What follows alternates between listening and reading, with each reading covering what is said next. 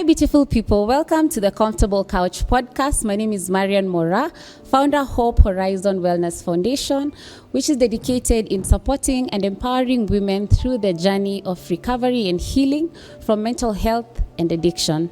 On today's episode, we're going to talk about a topic that is very relatable to each one of us, and kila mtu ame-experience ama ameishi na mtu ama amekuwa na a loved one who struggled with addiction. So today's episode, we are going to dig deep and see how to well support and love our loved ones who are struggling with addiction without necessarily enabling this disease.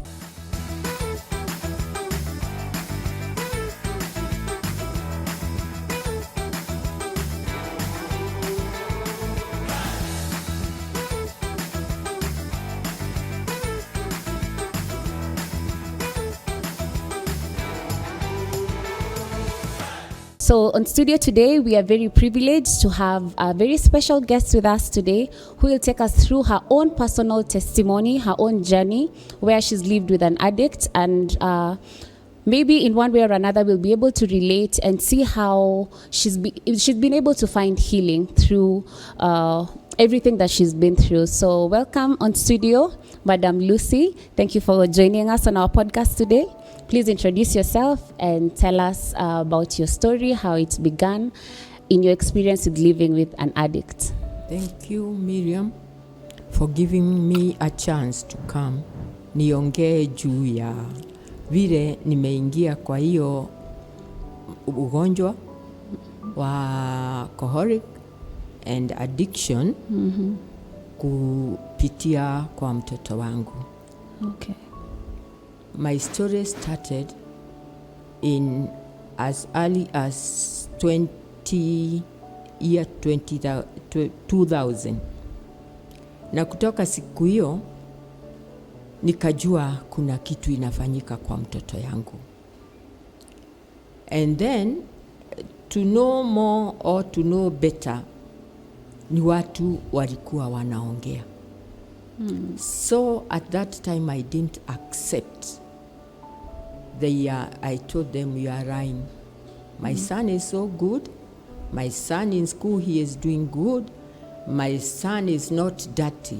Kwa sababu watu wanasema mtu akianza kukunywa hiyo bangi na nini anakuwa mchafu. Yeah.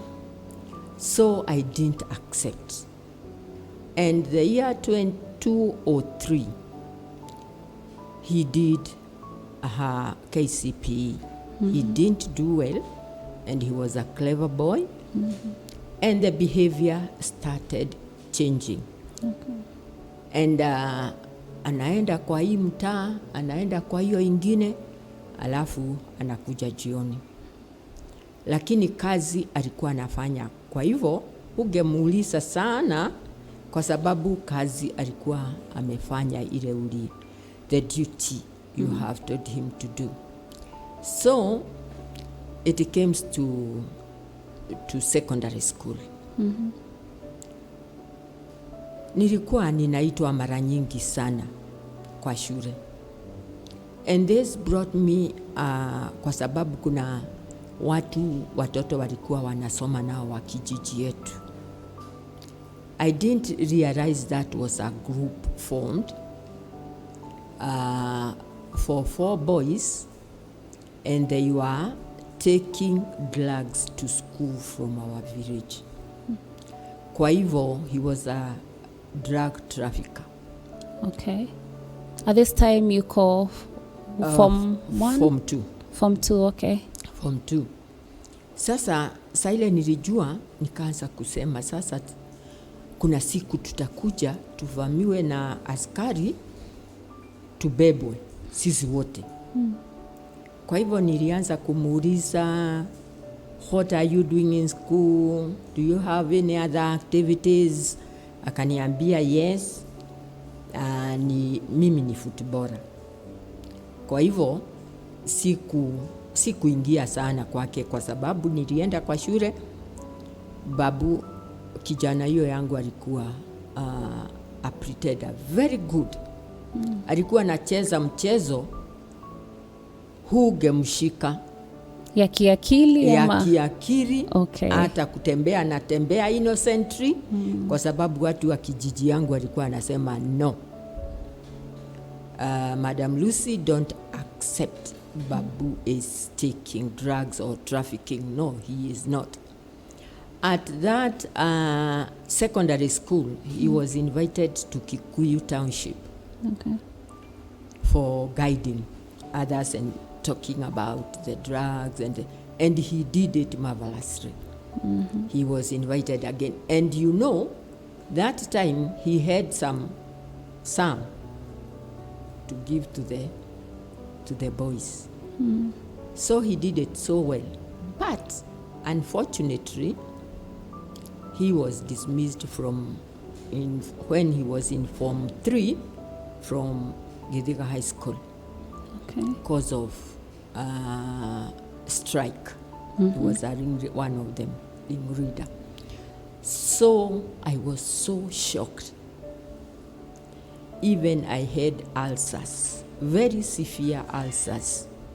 Na kwa hivyo ni saile alikuja nyumbani, nikamwambia sasa hutarudi Githiga, I'm going to find another school. Na tukafanya hivyo na babake, tukampeleka huko ndio kulikuwa worse than Githiga. The drug there was like a sweet, a peremende for morning, every morning. So he used to traffic it to school from our village. Na nikaenda kulipa school fees. That is where the drama started. Kwenda kufika kwa shule, nikaambiwa umekuja kuona your son? Nikamwambia yes, lakini si yeye, nimekuja kulipa school fees. Sasa nikaitwa kwa nurse, nikamwambia sasa school fees sinalipa kwa basa. Akaniambia hapana, leo utaenda kwa nurse kwanza, the teacher on duty atakuja. Haya, ndio nikawauliza nani, my son is Kinyanjui is, where is he? Is he all right? Have he done something wrong? Kaambiwa hapana. Tukaingia, kaambiwa karara kwa hii kitanda for the discipline master to come and tell you what happened. Kaambia hata akiwa mocha aliniambieni sitalala kwa hiyo kitanda. That was it was the most worst day for me. Okay. Because I didn't know whether he is alive or where he is, in police custody or where. So I waited. And the head teacher and the discipline master came. They don't, do you know what? We have taken your son to Kikuyu police station na tutaenda na wewe ukikubali. Nikamwambia that's great kwa sababu hata sijalipa school fees. Na kwa hivyo sitalipa. Yeah. We went there and the bangi he was with was there. Okay. 50 pieces of them. And he has sold 30. And the commission was 1 shilling. I just took them and hit him with that bangi. It was all over in police room. I cried. And the man who was there, the officer took me out. We went to the clinic nearby. I said, my son can't do this to me. Okay. Can't do this to me. How am I going to approach the father and tell him? That's the first time you realized it's true what the neighbors are saying. What the people were talking about, it's true. Okay.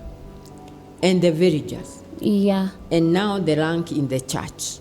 I'm a Mother's Union chair lady. Okay. Wow. A Sunday school teacher. Okay.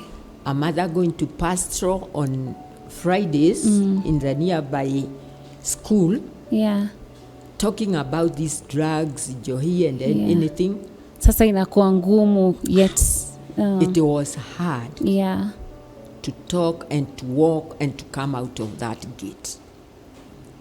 So I was prepared for anything by the doctor, and by God's grace, that pressure was normal, everything was normal. So he said, go back and talk to the officers, and you go home with your son. Okay.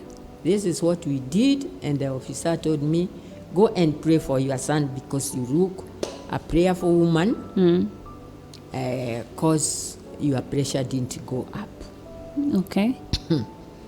I thank God for that, and we went back.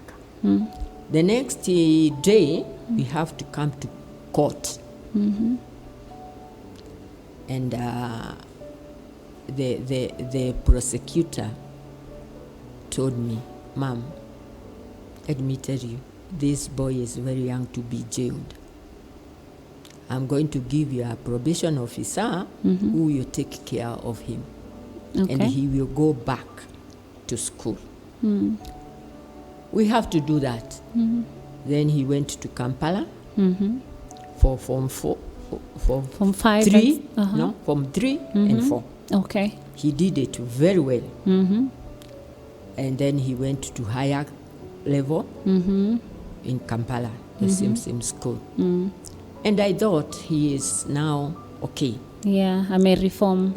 I'm a reform kwa sababu for 1 month he went for probation. Yeah. He was going to Kikuyu each and every day. Yeah. And the time he was released, he comes home straight. The worst bit, it came to me back again. Because when he went to school, I have to do that reporting myself. Yeah. So 2 days in a week was a very hard time for me. Okay. And everybody in the village asked me, mtoto ulipeleka wapi? Kwa sababu they all knew he will be jailed. Nilikuwa nawaambia, I thank God for everything, for giving me to comfort myself, for giving me that child. Okay. 3 to 6 months were over, and then the probation was over. Okay. He came back with a letter. He is doing well in school and everything. But Satan is so tricky. Exactly. He didn't stop there. He went ahead and he was engaged with Matatu touts. How old is he at this point? He is around 19. Okay. 19 years. So, and you know how about that time, they were not well disciplined like now. They didn't let anybody enter the tout without any drug. Yeah. And there was no mirrors at that time or mogoka.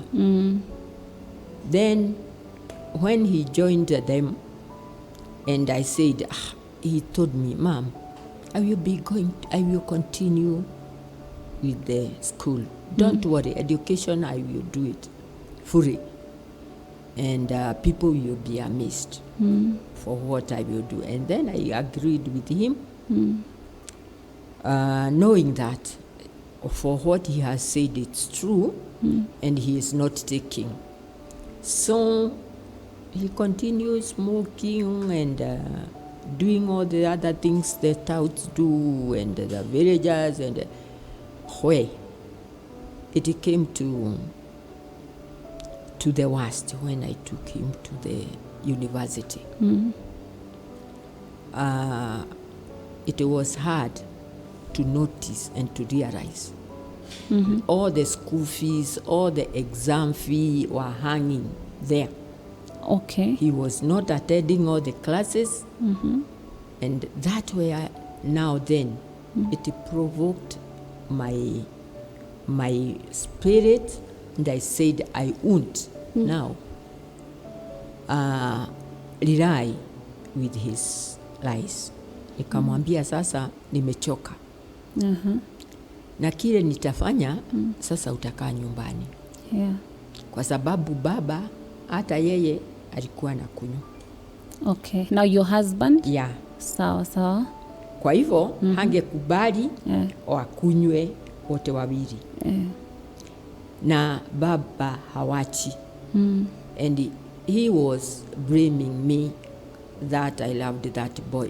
Kwa ukweli nilikuwa nampenda. Kwa hivyo kuendelea kwenda na hiyo mtindo ya kunywa na shule siku hii na haendi yote, kamwambia hapana. Baba akasema hatalipa tena. Kamwambia you try my level best, nikulipie. Lakini you keep quiet. Okay. This, I didn't realize it was hurting me. I didn't realize the ulcers are provoked. Okay. By God's power, I didn't have pressure or diabetes that time.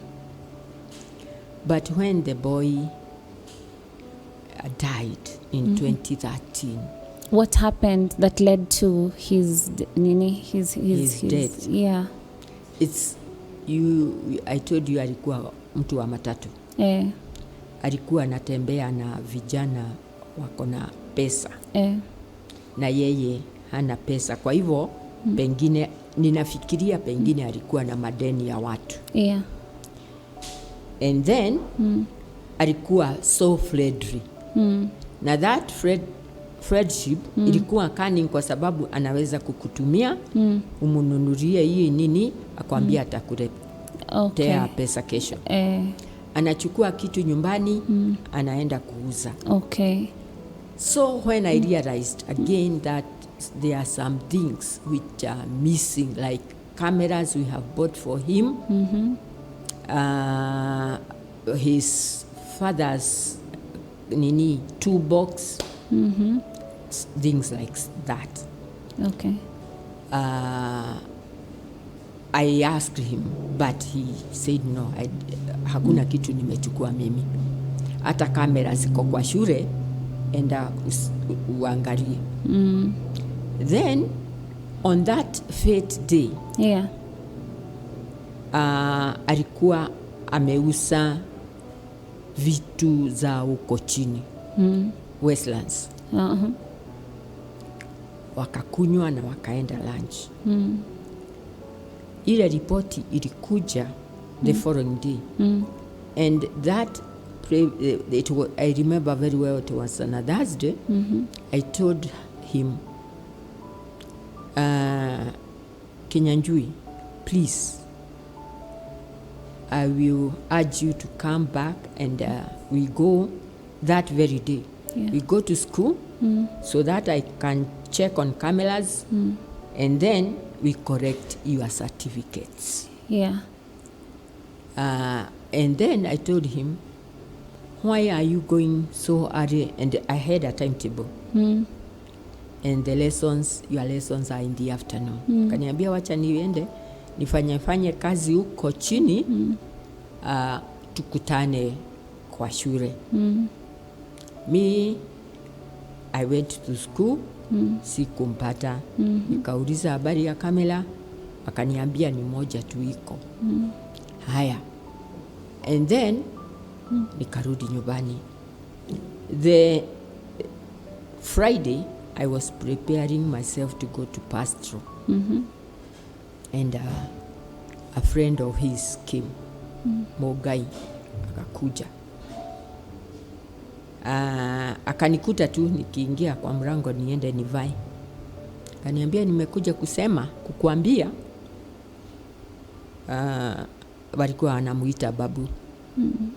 Babu amekufa. That's on a Friday afternoon umeambiwa hiyo news. Morning. Friday morning. Morning. Sorry. Around some minutes to 8. It was bad. It was bad. Yeah. Nilianguka.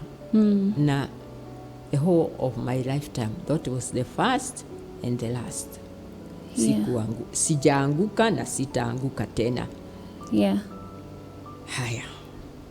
Watu wakaenda mochari, wakaona ni vile, nikaambia hapana, sitaenda. Let me stay at home. It was a lot for you at that time. Yeah. Understandably. Nikabaki, wakakuja, wakaniambia maneno niyo hiyo. Then at that time, baba yake alikuwa Rwanda akifanya kazi. Nikaambia watu, don't call him for today. Let me call him tomorrow. I will call him myself. Yeah. I tried. Nikichukua simu tu inaiweka chini. Then my brother came and we talked to him. The boy who came with the report, tukamtafuta, akakuja, tukamuuliza ni nini imefanyika kwa Kinyanjui. Tuambia aliwekewa poison kwa matunda.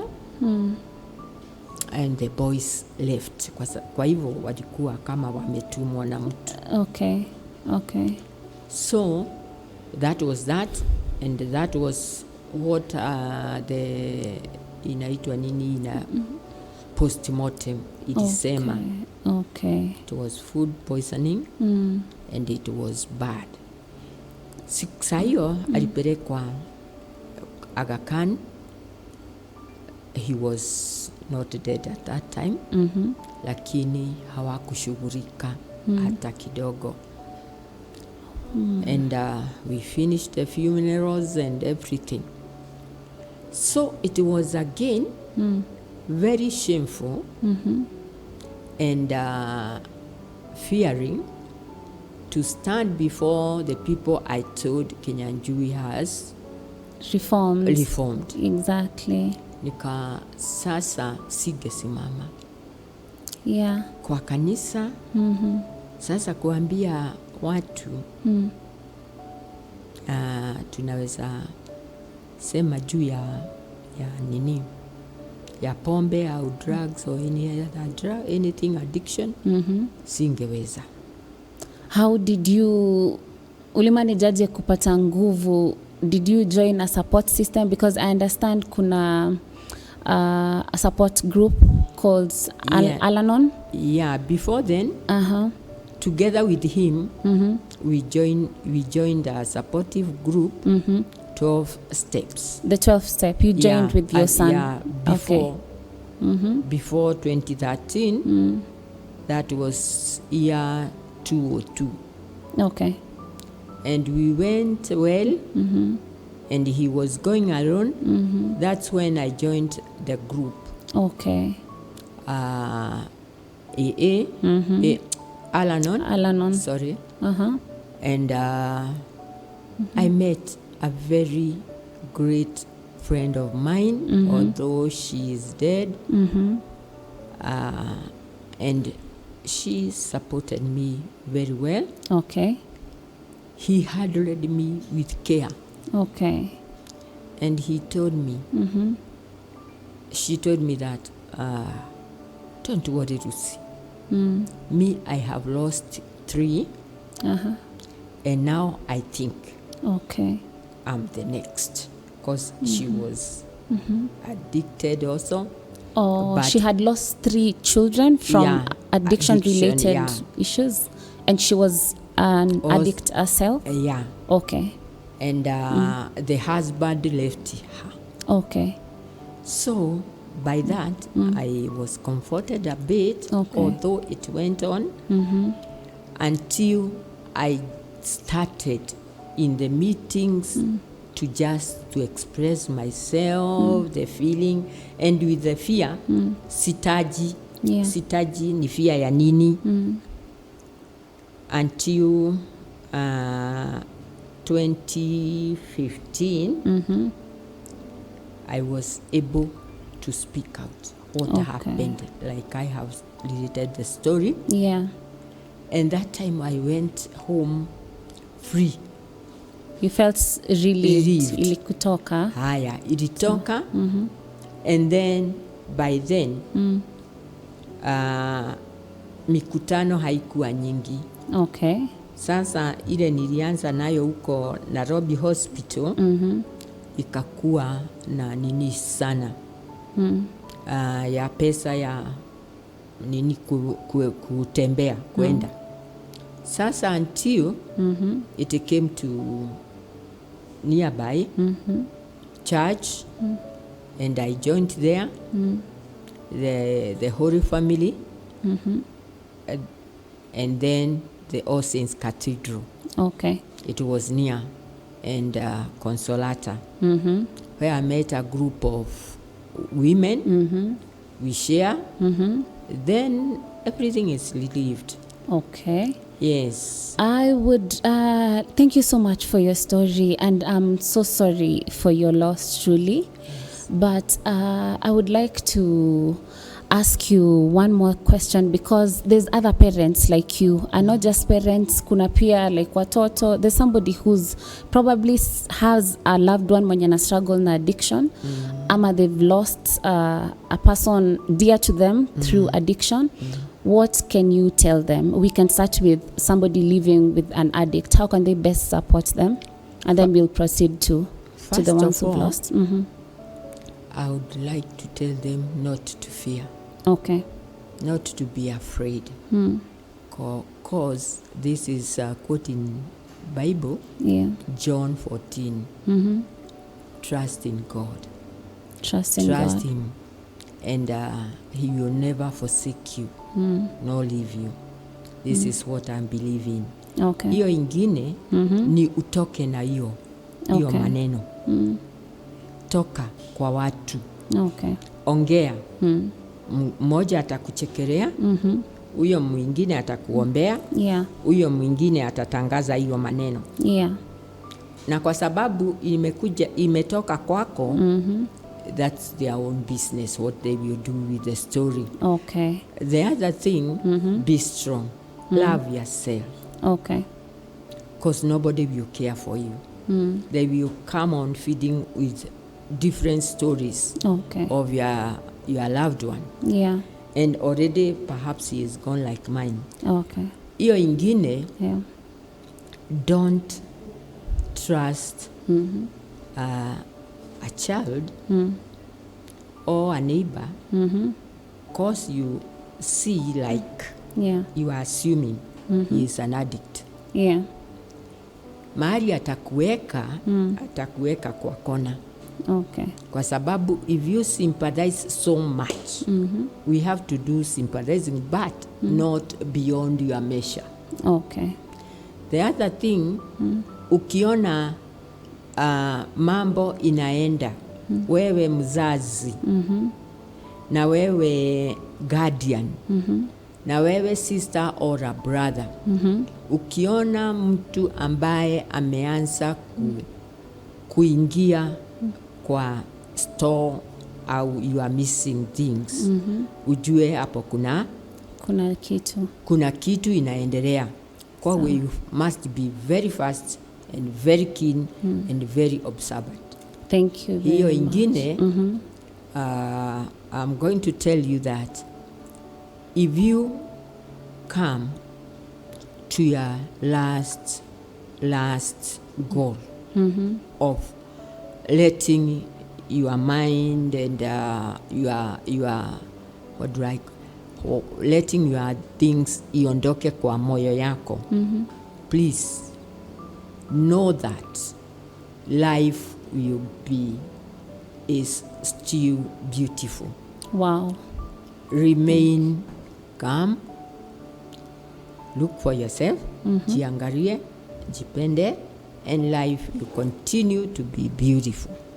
Thank you very much, Madam Lucy, for that very insightful and deep story from your own experience. Guys, I hope you've been able to learn a thing or two, and you've grasped at least something that can help you deal with your loved ones who are struggling with alcohol or any other drugs, any type of addiction, and how to just go through the healing journey if you've lost a loved one through this disease of addiction. Until next time, I hope you will join me for our next episodes. Thank you for listening. Thank you for watching The Comfortable Couch. See you next time. Bye-bye.